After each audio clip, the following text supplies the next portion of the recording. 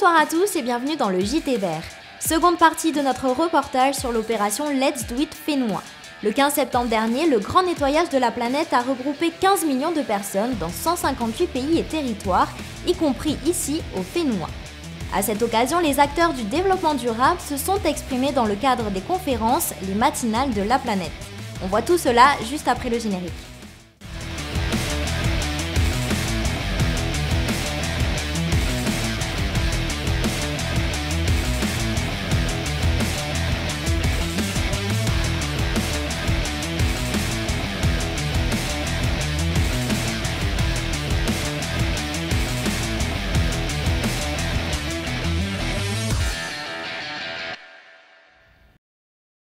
On ne comprend pas ces gens.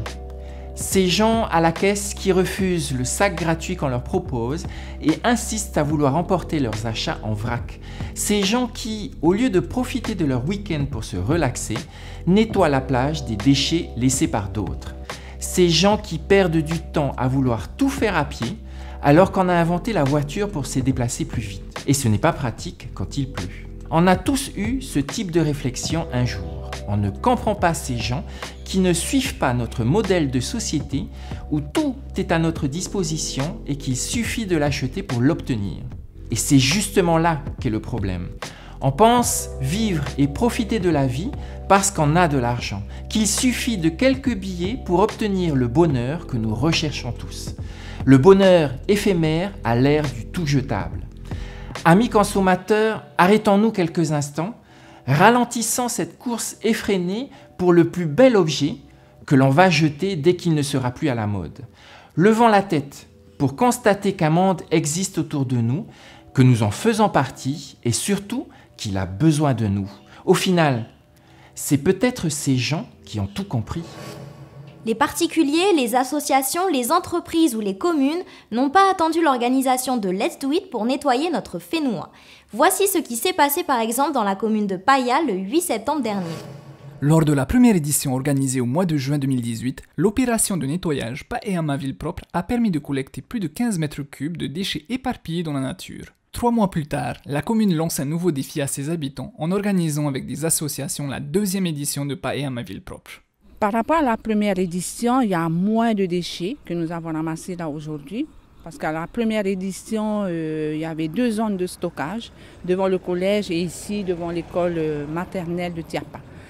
Alors ce matin, nous avons une seule zone de stockage, c'est que là, devant l'école maternelle de Tiapa, et il y a très peu de sacs remplis. À l'occasion de l'opération mondiale Let's Do It, les acteurs du développement durable au Fénois se sont exprimés dans le hall de la CCSM durant 3 jours de conférences, les matinales de la planète. Ce fut l'occasion d'échanger sur l'écomobilité, le traitement des déchets ou encore des projets d'architecture innovantes. Alors le Forum du Fénois durable, c'est une initiative qui a deux missions.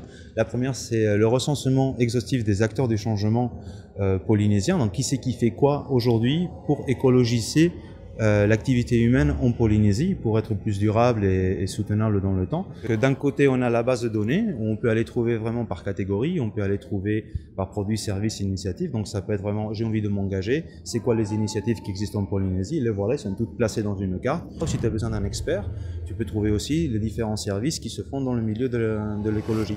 L'objectif premier, c'est de promouvoir l'architecture éco-durable en autoconstruction. Autour du sac de terre et notamment à la fin élaborer un cahier des charges précis qui en fait sera la normalisation de ce procédé-là, qu'on puisse l'intégrer à des textes dans les codes de la construction. Nous poursuivons notre série spéciale intitulée Zoom sur.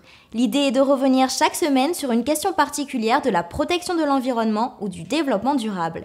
Et tout de suite, nous faisons un zoom sur la transition énergétique.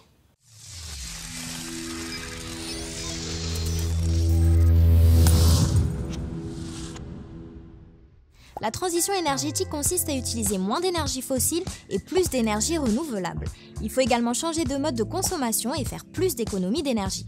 Mais est-ce que cela veut dire que nous allons supprimer les centrales au fioul ? Le plan 2015-2030 de transition énergétique de la Polynésie française fixe 2 objectifs ambitieux de 50% d'énergie renouvelable dans la production électrique à 2020 et de 75% à l'horizon 2030. Et pour répondre à ces objectifs, le gouvernement mise sur le développement de l'hydroélectricité dans les îles hautes et le solaire et les centrales hybrides pour les îles basses. En 2016, la part des énergies renouvelables en Polynésie française est de 32,4% et plus de 39% à Tahiti, principalement grâce à l'hydroélectricité. Cela place notre pays très en avance par rapport à la France et à d'autres pays du Pacifique. Toutefois, sans changement de nos modes de consommation et en l'absence de système de stockage de l'énergie, les centrales thermiques devront continuer à apporter le complément nécessaire pour répondre instantanément à la demande des consommateurs.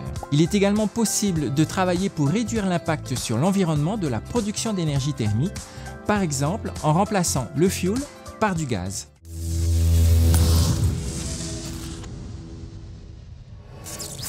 Prochain rendez-vous la semaine prochaine pour la suite de notre série spéciale sur la transition énergétique. Vous pouvez également retrouver ce Zoom sur notre page Facebook. Voilà les amis, le JT Vert est maintenant terminé. Nous espérons que vous avez passé un agréable moment avec nous. Vous pouvez retrouver notre émission sur le replay de TNTV ainsi que sur les réseaux sociaux du JT Vert. Souvenez-vous que notre Fénois vaut la peine de s'engager pour lui. À très bientôt, au revoir.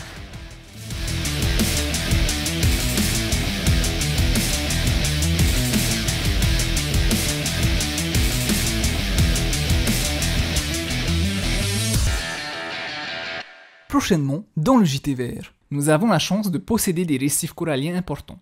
L'aventure Under the Pole fait escale au Fénois pour étudier les coraux des eaux profondes.